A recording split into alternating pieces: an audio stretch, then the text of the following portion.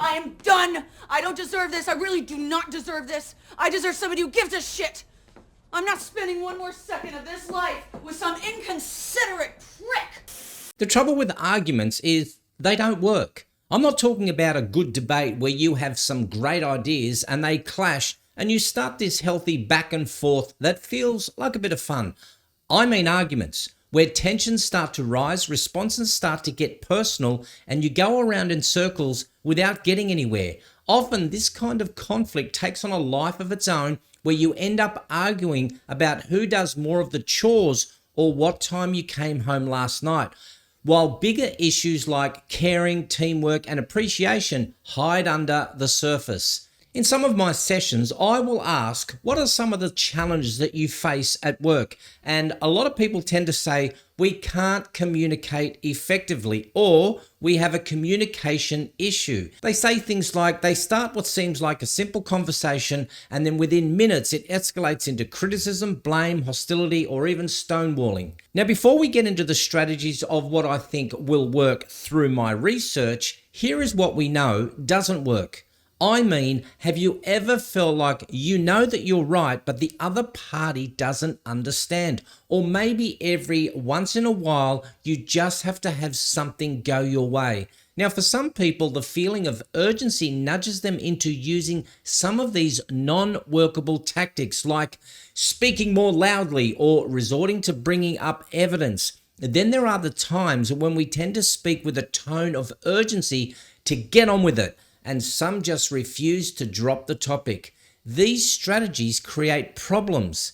A raised voice can sound like an attack. Evidence provides an opportunity to get sidetracked by debating the evidence. And urgency often comes across as impatience or frustration. Now, if the conversation stays on track, you may be able to solve the problem. And if it turns into an argument, you might need another strategy. So I thought to myself, there must be many ways to graciously step back from an argument. So I headed to the most trusted place in the world. I found this post from Zubair Pirzada, who asked this very same questions to his followers, which was, what is the best line to end an argument? It has had over 80,000 likes and laughs, over 400,000 responses, and 10,000 shares. So I figured, where else should I go for all of my research? Facebook, of course. So let's take a look to see what some people had to say about what is the best line to end an argument. Firstly, this, let's agree to disagree.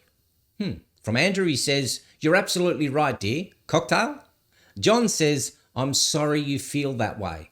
Okay, 3 good ones. Lenny says, you may be right, but I know I'm not wrong. Ooh. Shanna says, I'm done. I think that's what Jennifer Aniston said to Vince Vaughn. I don't know if it worked. Dave says, well, that's just like your opinion, man. Oh, I don't know. Neon says, turn around and walk a straight line right out of there. I think Jennifer did that too. Betty says, I love you too much to argue with you. Nice one, Betty. And then this from Casey. Casey says, I love you, which has had 2.1 thousand. Okay, not bad. And then we've had this one from Gerald, who says, from what is the best line to end an argument? Cocaine. Don't worry about him. He's an idiot. Now, I wasn't satisfied with the research there, so I went to the next best tool, AI. Yes, I asked ChatGPT, and within seconds, my life was complete. Here is what ChatGPT had to say, figuring that artificial intelligence has had more relationships than I've had heartbeats. Let me share. The best line to end an argument ultimately depends on the specific context and individuals involved. However, here are a few general suggestions for effective lines to conclude an argument. Number 1, I appreciate your perspective and I understand where you're coming from. This statement acknowledges the other person's viewpoint and demonstrates empathy even if you don't fully agree. It can help diffuse tension and show that you value their input. Number 2, Let's find a resolution that works for both of us. Shifting the focus towards finding a resolution rather than continuing the argument can be a productive way to conclude the discussion. It shows a willingness to collaborate and reach a compromise. Number 3, I think we've both made valid points and it's okay to disagree. Acknowledging that both sides have valid arguments can help de-escalate the situation by affirming that disagreement is normal and acceptable. You can foster a more respectful and understanding atmosphere. Number 4, I believe we've discussed this thoroughly and it's time to move on. If the argument has been going in circles or it's clear that further discussions won't lead to a resolution, it might be appropriate to suggest ending the argument and shifting focus to other matters. And finally, number 5, I value our relationship and friendship more than this argument. Now, this line emphasizes the importance of the relationship and highlights the desire to prioritize it over winning the argument. It can help shift the focus towards maintaining a positive connection rather than prolonging conflict. Remember, the goal is to promote understanding, respect, and maintain healthy relationships.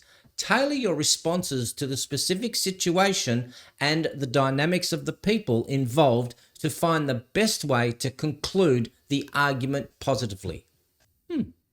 Not bad, AI. I am done. I don't deserve this. I really do not deserve this. I appreciate your perspective and I understand where you're coming from. I deserve somebody who gives a shit. Let's find a resolution that works for both of us.